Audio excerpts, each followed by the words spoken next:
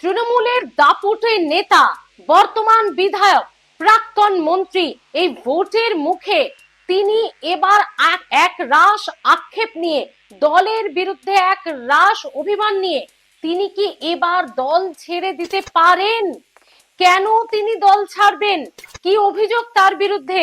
তার বিরুদ্ধে অভিযোগ তিনি নাকি তলে তলে শুভেন্দু অধিকারীর সঙ্গে যোগাযোগ রাখছেন। এবং তিনি কে?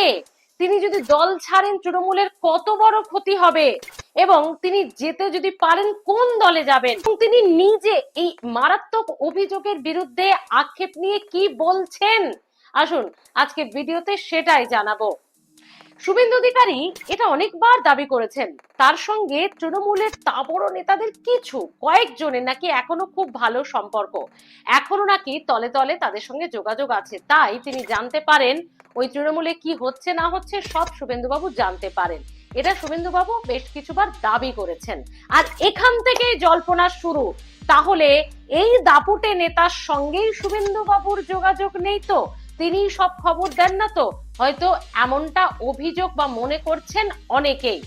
আর এই অভিযোগের প্রেক্ষিতে যে দাপুটে নেতার বিরুদ্ধে এই অভিযোগ উঠছে, যার কারণে তাকে নাকি কোন ঠাসা করে দেওয়া হয়েছে, নাকি এই পরিস্থিতি তৈরি হয়েছে, তাহলে সেই দাপুটে নেতা বলছেন শুভেন্দু অধিকারীর সঙ্গে আমার যোগাযোগ আছে। এটা অনেকেই বলে থাকেন। হ্যাঁ, কারণ এটার কারণ হলো যে আমি শুভেন্দু অধিকারীকে কোনো সময় ব্যক্তিগত আক্রমণ করি না, সেটা করব না, আমৃত্যু করব না। কারণ এভাবে বক্তৃতা আমি কখনো কোনো দিন দিইনি, আমৃত্যু দেব না। এবং শুভেন্দু অধিকারীর সঙ্গে যদি আমার দেখাও হয়, ওই দাপুটে নেতা বলছেন, যার দল ছাড়ার প্রসঙ্গ উঠছে, তিনি বলছেন আমি শুভেন্দু বাবুকে নমস্কার করব, কারণ এটাই সৌজন্য। তৃণমূলের নেতাদের জন্মদিনে কেউ শুভেচ্ছা জানাচ্ছেন, বিজেপির নেতাদের জন্মদিনে অন্য পার্টি থেকে শুভেচ্ছা জানাচ্ছেন, এটা সৌজন্য, এটাই থাকা উচিত। এই যে তৃণমূলের সঙ্গে বিজেপির গটা, তিনি বলছেন এটা আপনারা বিশ্বাস করেন? কই আমি তো বিশ্বাস করি না। হ্যাঁ, এরকমই এক রাশ অভিমান, এক রাশ আক্ষেপ তার গলায় শোনা যাচ্ছে। আর এই বিধানসভা ভোটের আগে তার মতো একজন দাপুটে নেতার যদি দল ছাড়ার কথা সত্যি হয়, তাহলে কত বড় ক্ষতি হবে তৃণমূলের, জানাবো। দল ছাড়া প্রসঙ্গে কি বলেছেন এই দাপুটে নেতা, তবে তার আগে সৌমেন মহাপাত্র, তিনি তার বিরুদ্ধে এই শুভেন্দু অধিকারীর সঙ্গে যোগাযোগের যে অভিযোগ, একটা গুঞ্জন, যে জল্পনা, যে জোর চর্চা উঠেছে, সেই অভিযোগের প্রেক্ষিতে কি বলছেন সৌমেন মহাপাত্র, তমলুকের বিধায়ক, শুনুন। শুভেন্দুর সঙ্গে তো সৌমেনও উদ্যোগ আছে। কেউ কেউ বলছিলেন কেন না, উনি গালাগাল দিয়ে তো শুভেন্দুকে করতে পারেন না, বক্তৃতা করেন না। এটা আমার স্বভাব বিরুদ্ধ। আমার পক্ষে শুভেন্দুকে গালাগাল দেওয়া অসম্ভব, কারণ সেইভাবে বক্তৃতা আমি কখনো করিনি, মৃত্যুও করব না। এই তো জনগণ একটা কথা বলছেন যে বিজেপি আর তৃণমূলে গটা, বিশ্বাস করে? অন্তত আমি তো বিশ্বাস করব না। তো সেই রকম ভাবে শুভেন্দুর সঙ্গে আমার যোগাযোগ, সেটা নিয়ে যদি হয় তাহলে বলবো ঠিক ধরেছেন আপনারা। আমার মতো লোক যোগাযোগ করেন বলেই 2012 সালে 1 লক্ষ লোক জমায়েত করে ওই শুভেন্দুবাবু, এক পরাক্রমশালী নেতা, তার বিরুদ্ধে লড়াইটা কিন্তু আমি করেছিলাম, তখন অন্য কেউ আসেনি। আরো প্রমাণ দিতে হবে। তবে হ্যাঁ, ব্যক্তিগতভাবে শুভেন্দুর সঙ্গে দেখা হলেও এখনো যদিও আমার দেখা হয়নি, আমি নিশ্চিত তাকে নমস্কার করব, প্রতি নমস্কার করব। কেউ বিজেপির নেতার জন্মদিনে শুভেচ্ছা পাঠাচ্ছেন, কেউ আবার তৃণমূলের জন্মদিনে শুভেচ্ছা পাঠাচ্ছেন, তাহলে এই সামাজিক ব্যাপারটা কি উঠে যাবে? সেটা দিয়ে রাজনৈতিক বিশ্লেষণ, আর সে যদি বিশ্লেষণ হয়, আমি দায়ভার মেনে নিয়ে তৃণমূলের সাধারণ সৈনিক হয়ে থাকবার, যেটা এত আন্দোলনের সাক্ষী এক দাপুটে নেতা, তিনি আজকের নেতা নন, এতদিনের বিধায়ক, এতদিনের পোড় খাওয়ার রাজনীতিক, এই প্রাক্তন মন্ত্রী।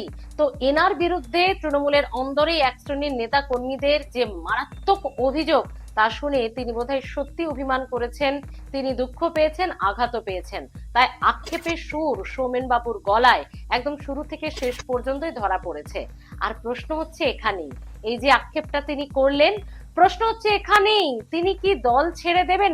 কারণ তার নিরাপত্তা রক্ষীও তুলে নেওয়া হয়েছে, তার নিরাপত্তা রক্ষীকেও ছড়িয়ে দেওয়া হয়েছে, এবং সেটার কারণ না জানিয়েই নাকি সরিয়ে নেওয়া হয়েছে, এমনটাও অভিযোগ। তো দল ছাড়া প্রসঙ্গে তিনি কি বলছেন শুনুন। বলছেন কংগ্রেসে যোগ দেয়া, হ্যাঁ, সৌজন্যতা বোধে অনেকেই দেখা করতে এসছেন আমার সঙ্গে। কংগ্রেসের এখানকার জেলা সভাপতি, রাজ্যের সভাপতি, তিনিও দেখা করেছেন। সর্বশেষ আমার দলের সভাপতি এসেছিলেন একবার দেখা করতে। শুনলেন, তার বিরুদ্ধে একাংশের অভিযোগ তিনি শুভেন্দু বাবুকে বাজে করে কিছু বলেন না, ব্যক্তিগত আক্রমণ করেন না, তাই তার সঙ্গে তলে তলে যোগাযোগের মতো মারাত্মক অভিযোগ, তাকে না জানিয়ে তার নিরাপত্তা রক্ষীকে সরিয়ে নেওয়া বা তুলে নেওয়া, তাকে ধীরে ধীরে কোণঠাসা করে দেওয়া, এবং একটা জোর সম্ভাবনা যে তিনি আর টিকিট পাবেন না। এই এতগুলো কারণকে সামনে রেখে সৌমেন মহাপাত্র আগামী দিনে দল ছেড়ে দেবেন কিনা আমাদের জানা নেই, তবে এটা কিন্তু রাজনীতিতে এই মুহূর্তে জোর চর্চার বিষয়, জোর জল্পনা আপনাদেরকে বলবো। সৌমেন মহাপাত্র দল ছাড়াটা এই মুহূর্তে, দেখুন, রাজনীতিতে দল ছাড়াটা কোনো বিষয় নয়, কিন্তু সৌমেন বাবুর মতো একজন প্রাক্তন মন্ত্রী, একজন বর্তমান বিধায়ক, লিডিং এমএলএ তিনি, এবং সঙ্গে দীর্ঘ দিনের বর্ষিয়ান নেতা, দাপুটের রাজনীতি, বহু আন্দোলনের সাক্ষী। তো এই মুহূর্তে যখন পূর্ব মেদিনীপুর শুভেন্দু অধিকারীর একেবারে একচ্ছত্র আধিপত্য হয়ে যাচ্ছে, যেখানে যে জেলায় শুধুমাত্র নন্দীগ্রাম নয়, শুভেন্দু অধিকারী বারবার বলছেন গোটা জেলাটা, যতগুলো বিধানসভা আছে সবই এবার বিজেপির দখলে যাবে, সেই জায়গায় সৌমেন মহাপাত্রের মতো একজন বর্ষিয়ান নেতা, কারণ তিনি তো এমএলএ, তিনি যদি বিজেপিতে যান, বিজেপিতে গিয়েই যদি টিকিট পান, আবার সেই তমলুকেই দাঁড়ান, মনে রাখবেন বন্ধুরা, তমলুক লোকসভা শুধু পূর্ব মেদিনীপুর জেলা শুভেন্দু অধিকারীর একচ্ছত্র আধিপত্য নয়, তমলুক লোকসভাও কিন্তু অভিজিৎ গঙ্গোপাধ্যায় সেখানকার এমপি, তারই আন্ডারে তমলুক বিধানসভা। তাহলেই বন্ধুরা সেই সৌমেন মহাপাত্রের দল ছাড়াটা তমলুক বিধানসভাকে কি টলমল করে দিতে পারে?